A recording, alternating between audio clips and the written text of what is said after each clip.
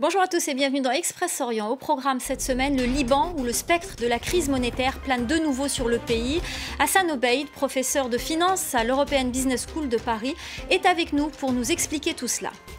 Les premiers djihadistes étrangers capturés en Syrie vont être renvoyés vers leur pays par la Turquie, parmi eux 11 Français. Enfin, nous irons à la frontière entre Israël et la Jordanie, plus précisément dans une zone prêtée depuis 1994 aux Israéliens pour qu'ils y cultivent leurs terres. Ils n'y ont plus accès depuis dimanche. Mais d'abord, les tirs intenses des forces de l'ordre contre les manifestants en Irak ne découragent pas les protestataires. Déterminés, ils continuent à sortir dans les rues de la capitale et d'autres villes du pays pour demander le départ du pouvoir. Le centre-ville de Bagdad a pris des allures de champ de bataille. Le bilan est lourd, au moins 300 morts depuis le début du mouvement. Au Liban, la contestation continue, notamment contre la politique fiscale des autorités. C'est désormais la crainte d'une pénurie de dollars qui inquiète les Libanais. Pour en parler avec nous, Hassan Obeid, professeur de finance à l'European Business School de Paris. Merci beaucoup d'être avec nous. Merci. Alors tout d'abord, comment en est-on arrivé là ? Bon, en fait, c'est une longue histoire. Ça commence à partir de quelques politiques, je dirais, financières, monétaires et plein de choses. Et finalement, en fait, c'est aggravé la situation avec la crise syrienne où nous avons au Liban quelques 1 500 000 je dirais, Syriens au Liban, plus aussi, en fait, la mauvaise gestion je dirais, du secteur de l'électricité qui consomme à peu près un tiers de budget de l'État, sans pour autant oublier la corruption qui se trouve en fait dans le gouvernement et la gestion de l'État, quoi. Alors, que signifie concrètement la crise de liquidité pour les Libanais au quotidien ? Bon, en fait, au quotidien, le problème, c'est quoi? C'est que nous, on consomme, on importe bien évidemment en dollars. Et le marché libanais est dollarisé, je dirais. C'est-à-dire, en fait, on consomme pas mal de choses en dollars. Quand on parle, en fait, des crises de liquidité, c'est que nous avons moins de dollars dans le marché parce que le dollar libanais, il y a une devise, il y a un taux de change fixe depuis 1997. Il ne faudrait pas changer ça, justement ?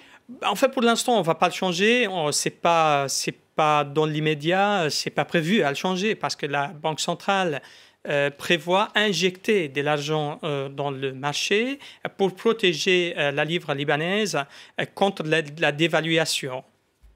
Et du coup, concrètement au quotidien, qu'est-ce que cela signifie pour les Libanais ? En fait, cela signifie, si jamais ça continue comme ça va signifier en fait de l'inflation et des diminutions du pouvoir d'achat.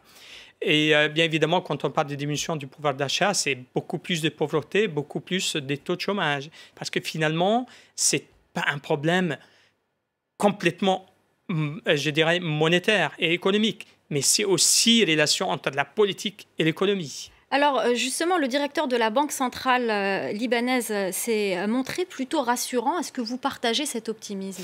Je dis oui. Pourquoi ? Parce qu'en fait, il faut qu'on s'est basé sur les chiffres. En fait, la réserve de la Banque centrale en monnaie étrangère, donc c'est à peu près 37 milliards de dollars. Il suffit d'injecter de l'argent, d'injecter des dollars dans les marchés libanais pour trouver une solution. Et aussi une information toute fraîche, c'est qu'on va bientôt essayer d'exporter des pétroles. Donc entre décembre et janvier, c'est que ça va rassurer aussi encore l'économie libanaise. Alors le pays risque-t-il à court terme un défaut de paiement et qui en paierait le prix ? En fait, je ne pense pas. Pourquoi ? Tout simplement parce que si jamais on va dire, en fait, risque de faillite, c'est ceux qui vont payer les prix en premier, c'est la Banque centrale et les banques commerciales. Alors que les banques commerciales, elles sont prêtes, en fait, à aider et à participer pour sortir de cette crise-là. Je ne pense pas, il n'y aura pas, en fait, de crise de faillite, surtout avec l'exportation du pétrole, surtout avec, je suppose, il y aura aussi, en fait, des pays étrangers qui vont nous aider, notamment la France. Merci beaucoup Hassan Obeid, professeur de finance à l'European Business School de Paris. Merci pour votre éclairage. Merci beaucoup. La Turquie a commencé à renvoyer les premiers djihadistes étrangers capturés en Syrie. Il s'agit des membres présumés du groupe État islamique en Syrie. Ankara a annoncé avoir arrêté 287 personnes qui s'étaient échappées des prisons après le déclenchement de l'offensive de la Turquie, des centres de détention qui étaient surveillés par les Kurdes. Et parmi ces djihadistes, 11 Français et leurs enfants. Ces derniers seront placés dès leur arrivée par les services sociaux, alors que leurs parents seront incarcérés immédiatement. Le point sur ces membres présumés du groupe État islamique avec notre consoeur de France 2, Maryse Burgot. Dans cet avion à Istanbul, un djihadiste danois en partance pour Copenhague. Il fait partie des 22 combattants étrangers du groupe État islamique renvoyés chez eux par la Turquie. Dans les jours qui viennent, la France récupérera ainsi 11 de ses ressortissants. 8 femmes et leurs enfants, mais aussi 3 hommes âgés de 20 à 35 ans. Parmi les femmes, Amandine Lecause, qu'une de nos équipes avait filmée dans le camp de Roj, dans le nord de la Syrie, fin 2018. Originaire du Calvados, elle s'est mariée à 2 reprises, à chaque fois avec un djihadiste. Elle a un enfant. À l'époque, elle ne voulait pas que cet enfant soit rapatrié sans elle. Bah non, je peux pas. Non, s'il part, je pars avec lui. Elle va donc finalement rentrer avec son fils, mais comme les autres rapatriés, elle sera incarcérée sur le champ. Les enfants, en revanche, seront confiés aux services sociaux. Et ces premiers rapatriements en appelleront sans doute d'autres. Par exemple, ces 3 autres Françaises aux mains de l'armée turque, elles demandent à être jugées en France. Oui, je veux revenir en France. Ça fait 5 ans que j'essaye de rentrer en France déjà. Mais la vraie inquiétude à Paris concerne d'autres Français, encore aux mains des Kurdes, dans les prisons et les camps syriens. Ils seraient plusieurs dizaines. Parmi eux, Thomas Barnoin, le théologien de Daesh, Adrien Guial, le propagandiste, ou encore Émilie Koenig, la recruteuse. Tous sont considérés comme très radicalisés. La France a toujours dit qu'il fallait qu'ils soient jugés en Syrie et en Irak, là où ils ont commis leurs crimes. Mais que se passera-t-il si les Turcs prennent le contrôle de ces prisons et demandent leur rapatriement ? Alors que les tensions ont repris entre Israéliens et Palestiniens, nous vous emmenons à Naharaïm ou Bakoura en arabe. Cette zone située entre Israël et la Jordanie est fermée aux Israéliens depuis dimanche. Impossible pour eux de s'y rendre. Les soldats des 2 côtés de la frontière y veillent. Cette région de terre jordanienne était prêtée depuis 1994 aux Israéliens pour qu'ils puissent cultiver les terres. Éclairage d'Axel Simon.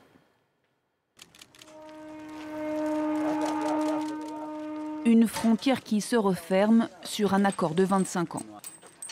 Dans la région de Naharaïm, Bakoura en arabe, pendant un quart de siècle, les agriculteurs israéliens ont pu cultiver ces terres jordaniennes. Mais ce temps est révolu. Et pour cet Israélien, exploitant dans un kibboutz d'Ashdod, à quelques kilomètres de là, c'est une trahison. La zone représente seulement 80 hectares de terres agricoles. Cela représente une grande partie de nos revenus. Ce sont des terres que nous cultivons à titre privé, avec un droit de propriété. Et cette décision est donc un coup de poignard dans le dos. En 1994, le traité de paix entre la Jordanie et Israël a autorisé la mise à disposition gratuite de terres à des propriétaires privés israéliens pour 25 ans dans 2 zones, à Naharaïm au nord et à Tzofar ou Goumar au sud. La durée initiale était reconductible si les 2 pays le souhaitaient, mais la Jordanie en a décidé autrement. Je réclame le rétablissement de notre souveraineté totale sur les territoires de Bakouma et Goumar, jusqu'au dernier centimètre. L'an dernier, le roi de Jordanie avait notifié à Israël son intention de récupérer ces 2 zones transfrontalières. Les négociations souhaitées par le gouvernement de Benyamin Netanyahou pour demander un statu quo n'ont pas abouti. Les relations entre les 2 pays ne se sont pas réchauffées depuis, ce que déplore l'actuel ministre de l'Agriculture. On peut considérer que c'est une violation de l'esprit de l'accord.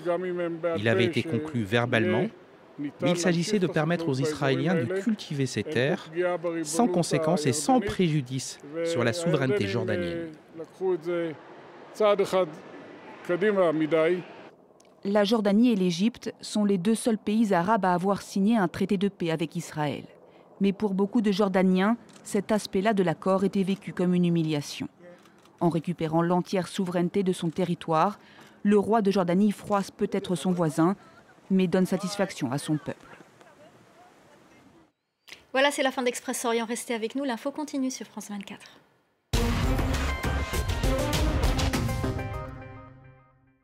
En 1980, les chantiers navals de Gdansk en Pologne se mettent en grève. Mené par le syndicat Solidarité et ses 10 millions de membres, le mouvement social livre bataille contre le régime. Répression, emprisonnement, les autorités imposent la loi martiale. Mais Lech Walesa et les leaders de la contestation continuent le combat. Il leur faudra 7 ans pour faire céder le gouvernement. Lech Walesa devient président de la Pologne. C'est la première fois depuis 1917 qu'un pouvoir communiste se soumet aux résultats d'une élection libre. Aujourd'hui, la Pologne est économiquement prospère. Mais les changements n'ont pas été appréciés par tout le monde. 30 ans après les premières élections libres en Pologne, qui est retour à Gdansk cette semaine sur France 24.